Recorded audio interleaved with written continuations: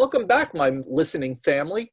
I'm lucky to be here for part 3 with Dr. Leslie Korn.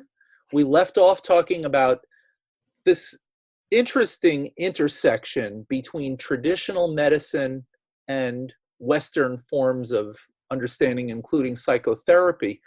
And I'd like to use that for our jump off point in this final session where we explore your life's work.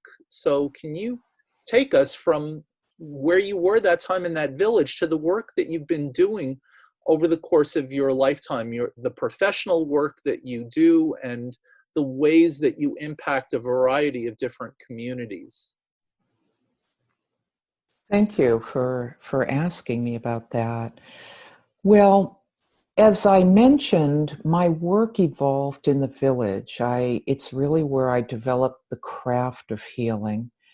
And then after the first decade there is when I felt like I wanted to satisfy that intellectual hunger and understand in different ways what I was doing. I think if I were to encapsulate a theme, I've been interested in the many languages of how we describe and communicate what we do in healing and to find some of the common links.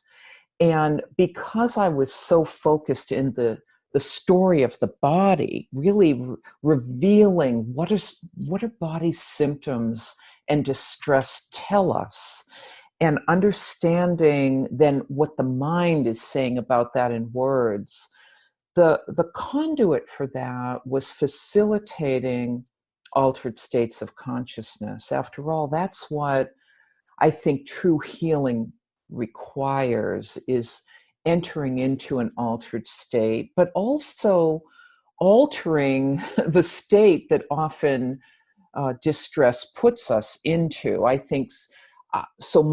Thematically, I think about the role of dissociation and how dissociation is forced upon us out of a traumatic event, and yet how managing and facilitating control over dissociation for healing is often the antidote. And so I've been walking this spectrum of understanding how the people I work with are often dissociated. They're living out of their bodies.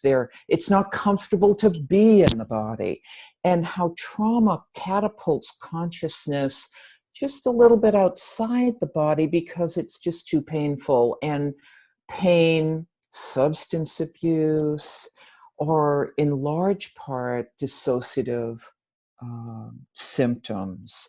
So my work in healing and in touch and in what then became body-oriented psychotherapy, I had a 15-year clinical practice of body-oriented psychotherapy in Cambridge, where I worked with people with dissociative identity disorder or people with both mind-body issues related to traumatic events, and particularly complex trauma, the kind of trauma that's prolonged, that's insidious in terms of its effect on personality and ability to love oneself. And so that became much of the theme of my work, is helping people gain control over the dissociation they were feeling.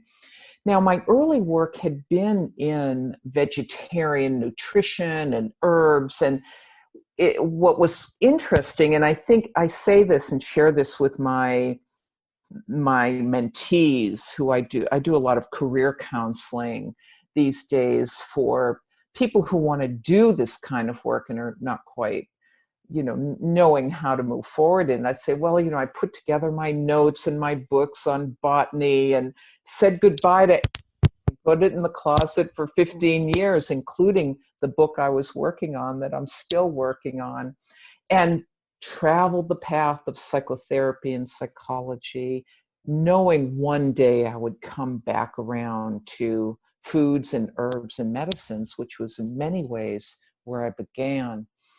And so after a number of years, having a very integrative clinical practice in Boston, Mexico was calling me again, and I knew I wanted to return to Mexico and reopen my clinic there, which I did. And this time I was able to then reopen with foods and herbs and all of my medicines along with the hands-on.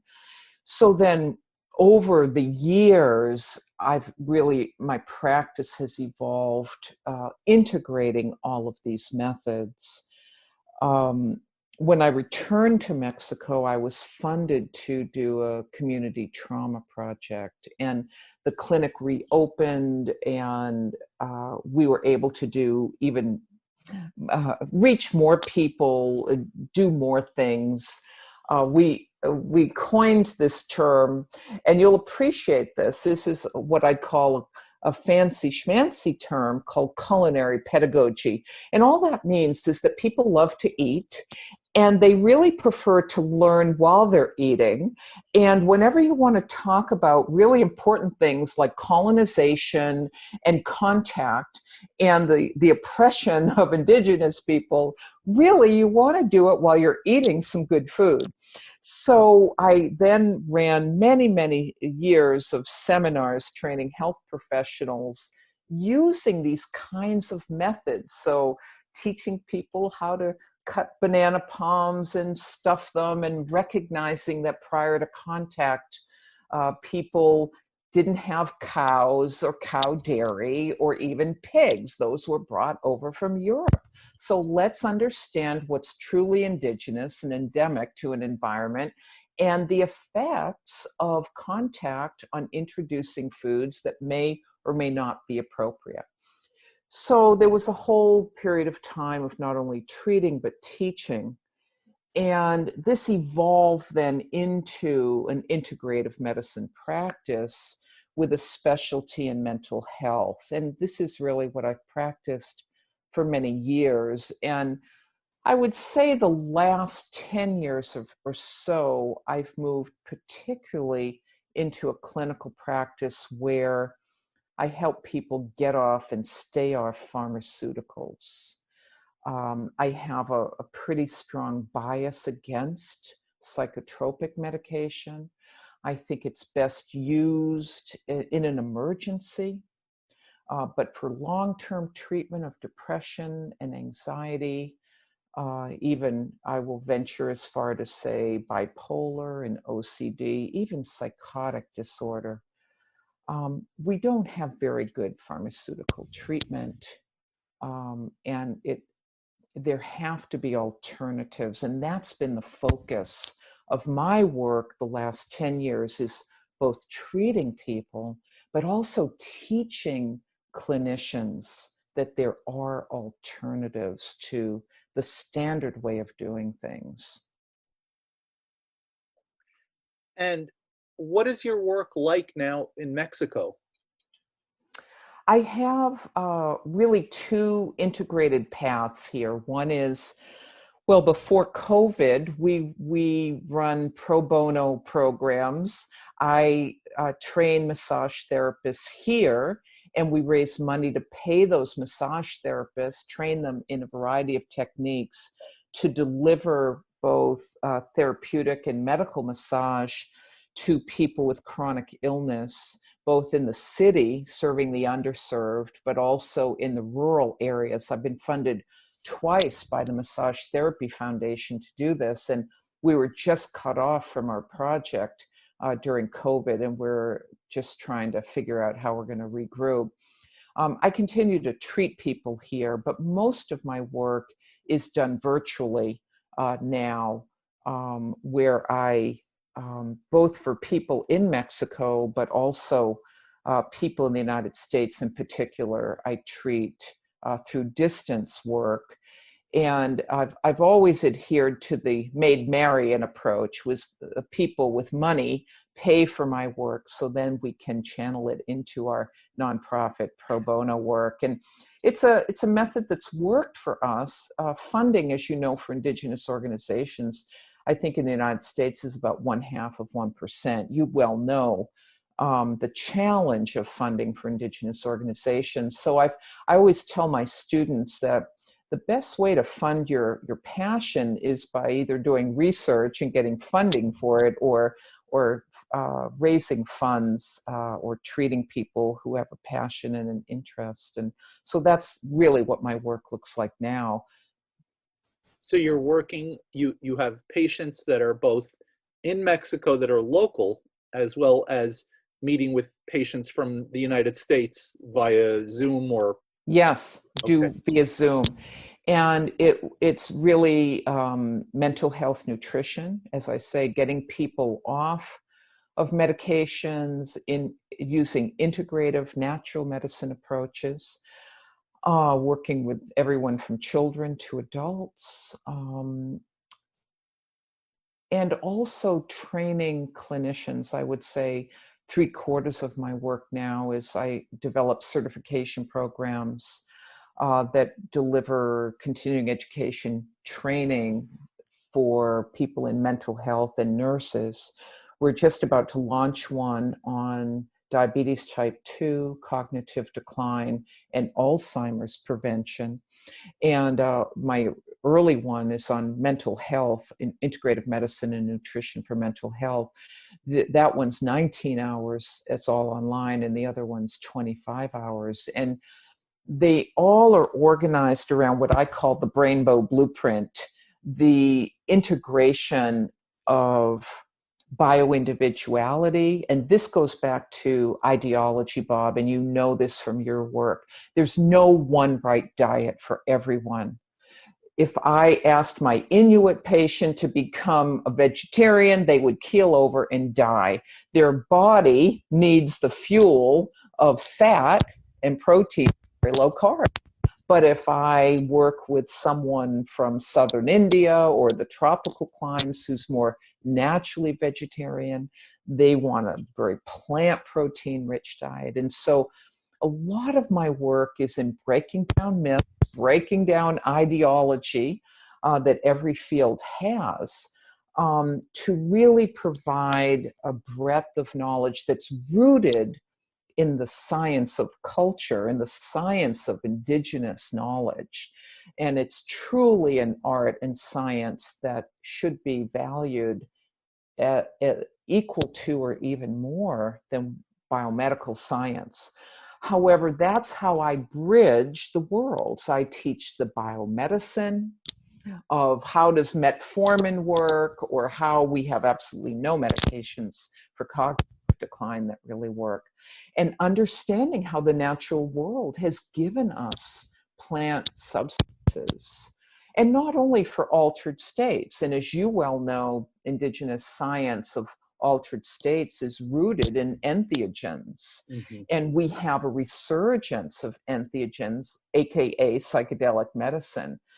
And so I also try to teach clinicians how so much of what we call natural medicine or integrative medicine is rooted in indigenous cultural practices. And we have to expand our understanding of culture and healing, that it can't be secularized and be effective. Well, maybe we could spend just a couple of moments, if you don't mind, talking about that issue of entheogens, because that is really, it's a hot topic right now, but there are also some major problems that are associated with it. Mm-hmm. And I think particularly when it comes to ayahuasca. Mm-hmm. So I guess my question for you is, if these are valuable therapeutically, what is the upside and the downside to taking an entheogen out of the context that it was originally used in?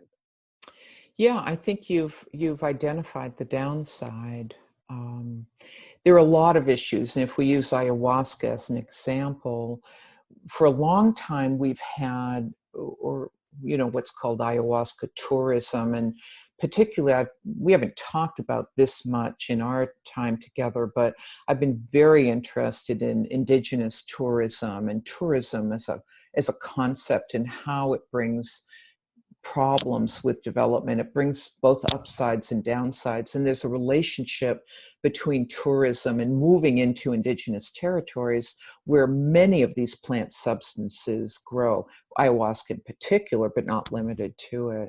So I think that opens up a whole can of worms in understanding the problems that we're seeing. And it's not just limited to ayahuasca. We're seeing it up in Tepic, with the art of the indigenous peoples of the mountains of the Sierras.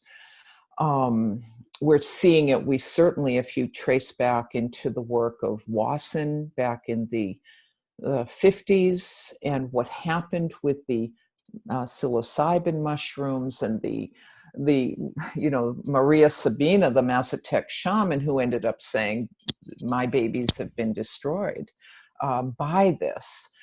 And I do think we trample on indigenous people's territories, we extract their resources, and we take what we want oftentimes and leave nothing in return. And so I think the whole area of treatment with psychedelic medicine or entheogens is fraught and has to be understood, let alone one of the things I write about in my new book, because I've got a chapter on spirit plants and understanding some of these issues and the ethics of these issues, but primarily the value of these many plants that nature has given us, is that we're seeing lots of rapes and assaults on these retreats as well. So we've got lots of challenges to these practices. Ayahuasca, ibogaine, or of iboga, there's lots of very specific issues, I think, that need to be understood and explored. Absolutely. And that's going to bring us very close to our ending, Dr. Korn. I'd like our listeners to be able to learn a little bit more from you. So if you don't mind, maybe you could describe, give us some titles of your books and any any way that people can contact you if they'd like to learn more about what you do and how they can learn from you. Thank you. Thank you so much. And let me just say how much I've enjoyed our conversation. I'm rarely asked many of these questions, so it's really allowed me to think about things that are so important and yet I don't often get to verbalize, so thank you. Well, my website is Dr. Leslie Korn, LESLIEKORN.com.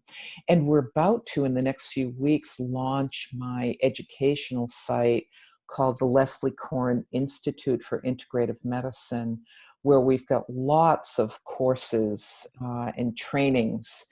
And I've got a number of books. If you go to my website, you'll see under books, a number of books. My latest is Natural Woman. I've got a book, Rhythms of Recovery. I have a textbook, Nutrition Essentials for Mental Health.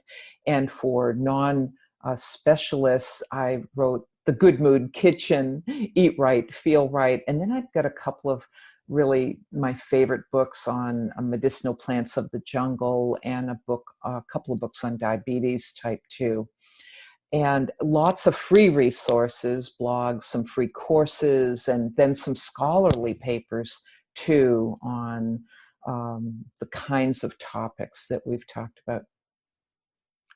Wonderful. And I certainly encourage our listeners to contact you and learn a little bit more about the amazing work that you do and how you do things that are of such value to both Americans who want to experience our own healing, as well as giving back to the community that you find yourself in. And I have the greatest respect for the work that you do. And I thank you so much for sharing some of that with us today.